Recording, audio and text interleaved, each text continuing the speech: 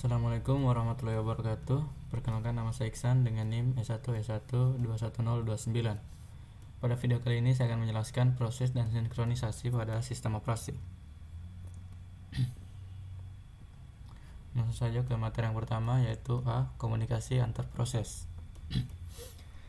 Komunikasi antar proses atau inter-process communication adalah suatu proses untuk mengirim data dari satu proses ke proses yang lain, baik antar proses dalam satu komputer maupun proses-proses dalam komputer yang berbeda.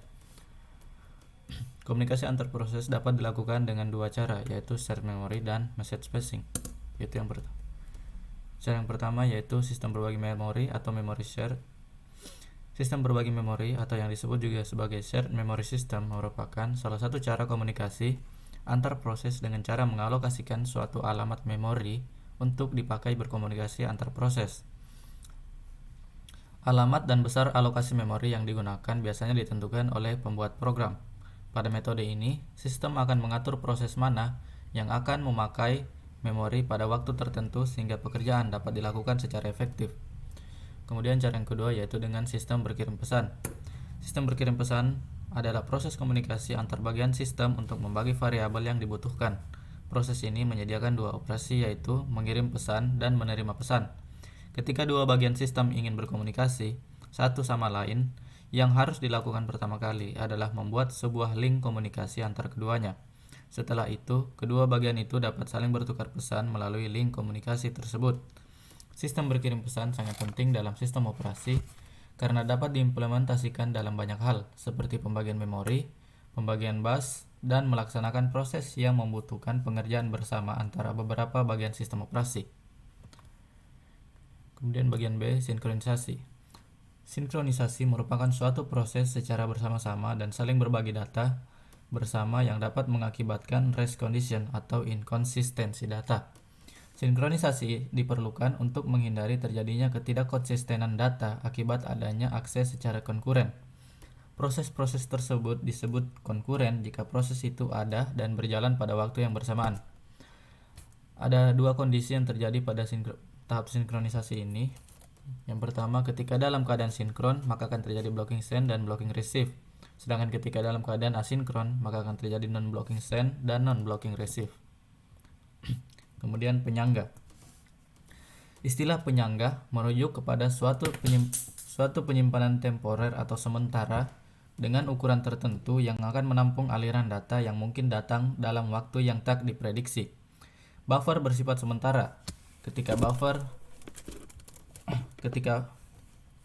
buffer penuh atau sudah menyelesaikan tugasnya, data akan dipindahkan ke tempat lain sebagai satu kesatuan.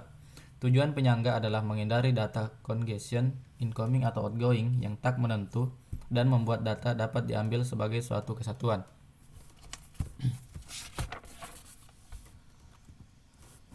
Penyangga diimplementasikan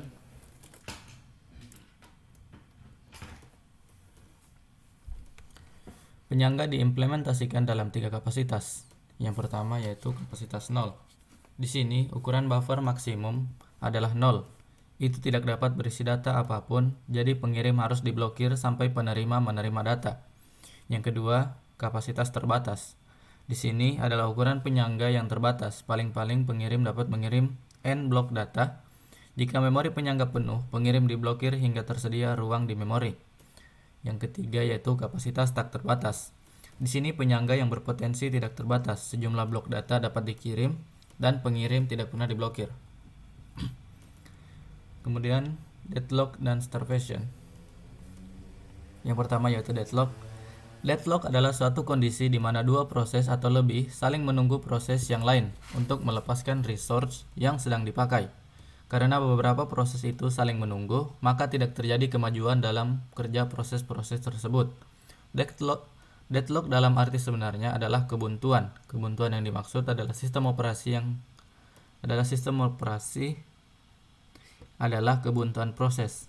Deadlock adalah masalah yang biasa terjadi ketika banyak proses yang membagi sebuah resource yang hanya boleh dirubah oleh satu proses saja dalam satu waktu. Jadi deadlock ialah suatu kondisi di mana proses tidak berjalan lagi ataupun tidak ada komunikasi lagi antar proses. Kemudian yang B, starvation. Starvation adalah kondisi yang biasanya terjadi setelah deadlock. Proses yang kekurangan resource karena terjadi deadlock tidak akan pernah mendapat resource yang dibutuhkan sehingga mengalami starvation atau kelaparan. Dan rangkuman, dalam menjalankan fungsinya dalam sistem operasi dibutuhkan interaksi antara beberapa proses yang berbeda. Interaksi tersebut bertujuan agar terjadi kesinambungan antar proses yang terjadi sehingga sistem operasi dapat berjalan sebagaimana mestinya. Interaksi antar proses dapat terjadi antara proses yang memiliki sistem berbeda. Dalam interaksi tersebut dikenal juga sebagai RPC atau Remote Procedure Call. Dalam interaksi antar proses, terkadang suatu proses saling menunggu proses yang lain sebelum melanjutkan prosesnya, sehingga proses-proses tersebut menunggu tanpa akhir. Hal ini disebut deadlock. Jika deadlock terjadi dalam waktu lama, maka terjadilah starvation, yaitu suatu proses tidak mendapatkan resource yang dibutuhkan. Kemudian rest condition. Rest condition adalah suatu kondisi di mana dua atau lebih proses mengakses shared memori atau sumber daya pada saat yang bersamaan, dan hasil akhir dari data tersebut tergantung dari proses mana yang terakhir selesai dieksekusi, sehingga hasil akhirnya terkadang tidak sesuai dengan yang dikehendaki. Kemudian critical section dalam kernel. Critical section adalah suatu segmen kode dari proses-proses itu yang memungkinkan terjadinya rest condition. Untuk mengatasi masalah critical section ini, suatu data yang sedang diproses tidak boleh diganggu oleh proses lain. Beberapa solusi untuk mengatasi critical section ini yaitu yang diantaranya ada interupsi, patch fault, dan kernel code memanggil fungsi penjadwalan sendiri, yaitu preemptive kernel dan non-preemptive kernel. Suatu proses yang bekerja bersama-sama dan saling berbagi data dapat mengakibatkan rest condition atau pengaksesan data secara bersama-sama. Untuk mengatasi masalah critical section ini, suatu data yang diproses tidak boleh diganggu proses lain. Solusi prasyarat critical section yaitu yang pertama mutual exclusion, yang kedua terjadi kemajuan progres, dan tiga ada batas waktu tunggu atau bounded waiting. Sedangkan critical section dalam kernel itu dengan cara interupsi, patch fault, dan kernel code memanggil fungsi penjadwalan sendiri. Solusi critical section. Ada dua jenis solusi untuk memecahkan masalah critical section, yaitu solusi perangkat lunak. Solusi ini menggunakan algoritma untuk mengatasi masalah critical section. Yang kedua dengan solusi perangkat keras. Solusi ini tergantung pada beberapa instruksi mesin tertentu, misalnya menonaktifkan interupsi, mengunci suatu variabel tertentu, atau menggunakan instruksi level mesin seperti test and set. Kemudian dengan algoritma tukang roti. Algoritma ini digunakan untuk memecahkan masalah critical section untuk n buah proses yang diilustrasikan dengan n buah pelanggan. Ketika memasuki toko, setiap pelanggan menerima sebuah nomor. Tukang roti tidak dapat menjamin bahwa dua pelanggan tidak akan menerima nomor yang sama. Dua proses menerima nomor yang sama, maka proses dengan nomor ID terkecil yang akan dilayani dahulu.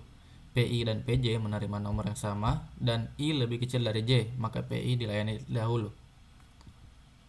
Kemudian perangkat-perangkat sinkronisasi, diantaranya ada test and set, semaphore, monitor, dan JVM atau Java Virtual Machine. Sekian dan terima kasih. Itu saja penjelasan materi dari saya. Mohon maaf bila ada salah-salah kata.